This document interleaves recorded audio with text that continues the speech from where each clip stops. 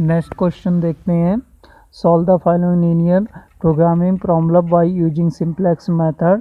मैक्सिमाइम z equal to 3x plus 5y subject to constant 2x plus 2y less and equal to 20, x plus y less and equal to 14, x less and equal to 5, x greater and equal to 0, y greater and equal to 0। या इसको ऐसे भी ये लोग लिख सकते हैं, x comma y greater and equal to, दोनों को जोड़ के भी लिख सकते हैं, x comma y greater and equal to 0। या तो ये दे देंगे या ये दे देंगे। इसमें हम इक्वेशनें देखें 1 2 3, तीन इक्वेशनें हैं। ये ग्रेटर एंड इक्वल टू वाली ये शो कर रहा है कि x और यहाँ y की वैल्यू आपकी 0 से या तो बराबर है या आपकी बड़ी हैं, ये शो करता है। यहाँ पे ये तीन इक्वेशनें हैं। तो इस सवाल में जो हमें सिलेक्ट वेरिएबल लेने होंगे वो तीन सिलेक्ट वेरिएबल लेने पड़ेंगे। वही हमने लिख दिया, let us introduce non negative select variable s1 s2 and s3।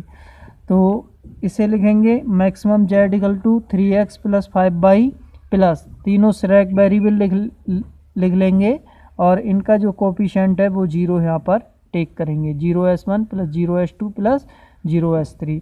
अब जो तीनों इक्वेशनें हैं, पहली वाली में s1 जोड़ देंगे, दूसरी वाली में s2 जोड़ देंगे और तीसरी वाली में हम s3 जोड़ देंगे और इक्वल का तीनों में साइन लगा देंगे और इक्वल टू में जो 20 15 5 लिखा है वो लिख देंगे। अब इसकी हम सिंपलेक्स टेबल देखते हैं।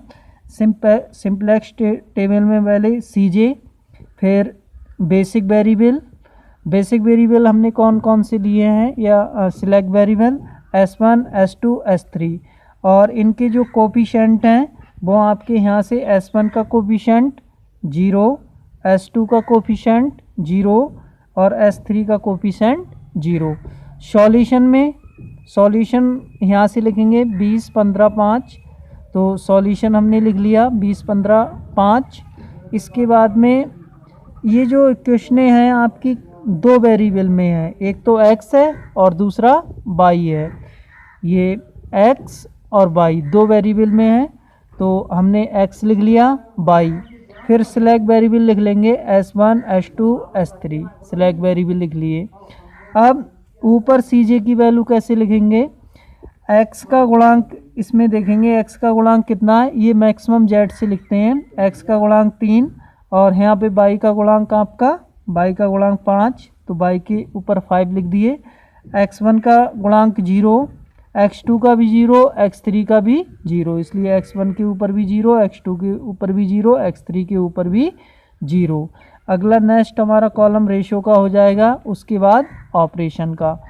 तो फिर ये टेबल देखते हैं, ये वैल्यू हमने किस प्रकार से पुट की है।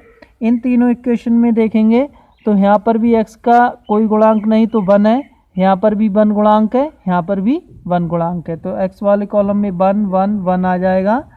दूसरे में यहाँ y का गुणांक 2 है तो 2 लिख लिए, यहाँ y का गुणांक कुछ नहीं तो 1 है, 1 लिख लिया। इस वाली इक्वेशन में y है ही नहीं, जो चीज़ नहीं होगी उसके लिए 0 लिख लेंगे। नेक्स्ट x1, पहली वाले में x1 है और इसका गुणांक 1 है, 1 लिख लिया। दूसरी और तीसरी में x1 नहीं है तो दूसरी और तीसरी के लिए हम 0 0 लिख लेंगे। x2, पहली वाली में x2 नहीं है तो उसका 0 लिख दो, दूसरी वाली में x2 है 1 लिख दो, तीसरी वाली में x2 नहीं है 0 लिख दो। फिर x3 वाले में आ जाओ, पहली इक्वेशन में x3 नहीं है उसका 0 लिखा जाएगा, दूसरी में भी x3 नहीं है 0 लिख दो, तीसरे में x3 है और इसका गुणांक कितना है 1 है, कोई गुणांक नहीं है तो 1 है, तो ये हम 1 लिख देंगे। इसके बाद में हम zj की वैल्यू निकालेंगे। पहली भी मैंने zj की वैल्यू बताई है आपको निकालना, उससे आप देख सकते हो किस प्रकार से निकलती हैं। जो cj की वैल्यू होती हैं इनकी मल्टीप्लाई होती है x y x1 x2 x3 इनसे होती है। इस 0 की मल्टीप्लाई 1 2 1 0 0 के साथ होगी, फिर इस 0 की मल्टीप्लाई 1 1 0 1 0 के साथ होगी। इसी प्रकार इसकी भी इन सभी के साथ मल्टीप्लाई होगी और इन सबको ऐड करने पर zj की वैल्यू आ जाएगी। क्योंकि ये तीनों एलिमेंट 0 हैं और 0 की किसी से भी मल्टीप्लाई होगी तो सारे 0 0 हो जाएंगे और ऐड करने पर भी आपके ये 0 0 आपको रिसीव हो जाएंगे। अगले हम निकालते हैं CJ माइनस ZJ की वैल्यू। तो CJ क्या करना है, CJ में से हमें ZJ घटाना है। CJ की वैल्यू ये है, ये जो वैल्यू होती हैं ये CJ की होती हैं।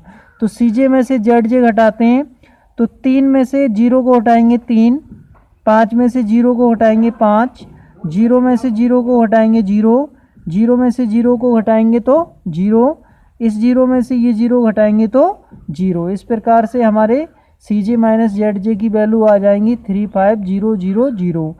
तो इन अब सब में से हम देखेंगे कि सबसे हाईएस्ट कौन सा है, पॉजिटिव हाईएस्ट। तो पॉजिटिव हाईएस्ट है हमारा 5। तो ये जो कॉलम है बाई वाला, ये हमारा हो जाएगा की कॉलम बाई वाला, और बाई ये जो होगा वो हमारा ये इनपुट वेरिएबल हो जाएगा। अब इसके बाद में हम निकालते हैं रेशो हम निकालते हैं। तो रेशो के लिए सॉल्यूशन को डिवाइड करते हैं की कॉलम से। तो की कॉलम है हमारा बाई वाला, तो 20 को डिवाइड करेंगे 2 से, तो 20 को 2 से डिवाइड करेंगे 10 आ गया। 15 को 1 से डिवाइड करेंगे, 15 को 1 से डिवाइड करेंगे 15 आ जाएगा। 5 को 0 आ गया है। तो अगर संख्या 0 हो और माइनस हो तो हम डिवाइड नहीं करेंगे, उसके लिए हम डैश का साइन लगा देंगे, क्योंकि यहाँ पे 0 है। अगर माइनस की संख्या होती तब भी हम डैश का साइन यहाँ पे लगा देते हैं। अब इस पे तो डैश लगा दिया। इन दोनों में से देखेंगे हमारा स्मॉलेस्ट क्या है, छोटा क्या है। तो छोटा है हमारा, एक तो 10 है, एक 15, तो 10 वाला छोटा है। तो ये जो होगा ये आपका की रो हो जाएगा। तो की रो में आपका ये S1 है, ये आउटपुट वेरिएबल हो जाएगा। S1 हमारा इससे बाहर निकल जाएगा अगले स्टेप में, और S1 की जगह जो हमारा इनपुट वेरिएबल है बाई, S1 की जगह हमारा बाई यहाँ पर आ जाएगा। अगर हम पहली रो में लाइन की रहे और की कॉलम में लाइन की रहे तो ये दोनों आपस में इंटरसेक्ट करेंगी ये 2 एलिमेंट पे। तो ये आपका जो 2 एलिमेंट होगा ये की एलिमेंट होगा, और इसको हम वर्ग में क्लोज कर देंगे। इसके बाद में अगले हम देखते हैं, क्योंकि और जो वर्ग में हम क्लोज करेंगे इसे हमें वन में कन्वर्ट करना होगा, वन में कन्वर्ट करेंगे। फिर हम इसे अगले देखते हैं। ये तो हमारा इनपुट वेरिएबल हो जाएगा और S1 आउटपुट, ये बाहर निकल जाएगा। तो S1 की जगह क्या आ जाएगा, बाई। S1 की जगह हमारा बाई आ जाएगा, और बाई का हमारा कोफिशिएंट है 5, तो बाई का कोफिशिएंट यहाँ 5 लिख देंगे। फिर इसके बाद में हमें इसे 2 को 1 में कन्वर्ट करना है। तो 2 को 1 में कन्वर्ट करेंगे तो सॉल्यूशन से लेके x3 तक हम 2 से डिवाइड करेंगे, क्योंकि 1 में कन्वर्ट करने के लिए इसे 2 से भाग देंगे तभी ये 1 में कन्वर्ट हो पाएगा। तो हमने यहाँ पे ऑपरेशन में लिख भी दिया है, पहली रो को हमें डिवाइड करना है 2 से। तो पहली रो को हम 2 से डिवाइड करेंगे, तो 20 को 2 से डिवाइड किया 10, 1 को 2 से डिवाइड किया 1/2, 2 को 1 से डिवाइड किया तो 1, 1 को 2 से डिवाइड किया तो 1/2, 0 को 2 से डिवाइड करोगे 0, 0 को 2 से डिवाइड करोगे तो 0। ये वाला तो हमने 1 में कन्वर्ट कर लिया। इसके बाद जो ये दोनों एलिमेंट बचे हैं 1 और 0, तो दूसरी रो को भी हमने ऐसी सेम उतार लिया है अगले चल के, और तीसरी रो को भी हमने सेम उतार लिया है इस वाली टेबल से। दूसरी और तीसरी रो को सेम उतार लिया है, इस वाले को, इस 2 को तो हमने 1 में कन्वर्ट कर लिया है। अब इस 1 के सिवाय जो एलिमेंट हैं इनको हमें करना होगा 0।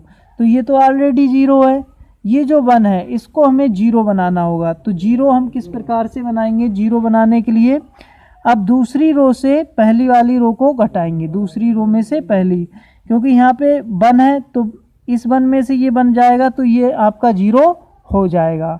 अगर यहाँ पे और कोई संख्या होती तो हम कुछ इसमें ऑपरेशन करते तो ये 0 हो पाता। नेक्स्ट स्टेप में क्या करेंगे, पहली वाली रो को हम सेम नोट कर लेंगे, 5/10, 1/2, 1, 1/2, 0, 0 को सेम नोट कर लिया। और अगले वाले में क्या करेंगे, दूसरी रो में से पहली रो घटाएंगे, ये ऑपरेशन मैंने लिखा है। R2 minus R1। इसका मतलब है दूसरी रो में से पहले वाली रो घटा के लिखेंगे और किस में लिखेंगे, दूसरी रो में। तो इन दोनों को तो ये करते नहीं, इसे तो ऐसे ही रहने देंगे। सॉल्यूशन से स्टार्ट करते हैं। 15 में से 10 को घटाएंगे 5, 1 में से 1/2 को घटाएंगे तो आपका 1/2 आएगा। 1 में से 1 घटाएंगे तो 0, 0 में से 1/2 घटाएंगे तो माइनस का 1/2 आएगा। 1 में से 0 घटाएंगे तो 1, 0 में से 0 घटाएंगे तो 0। जो तीसरी रो है, तीसरी रो हम नेक्स्ट अगेला इसको सेम ऐसे ही उतार लेंगे। तीसरी रो को हमने सेम एज ऐसे ही नोट कर लिया है। वीडियो लेंथी हो जाएगा इसलिए कुछ हम नेक्स्ट में बता देंगे।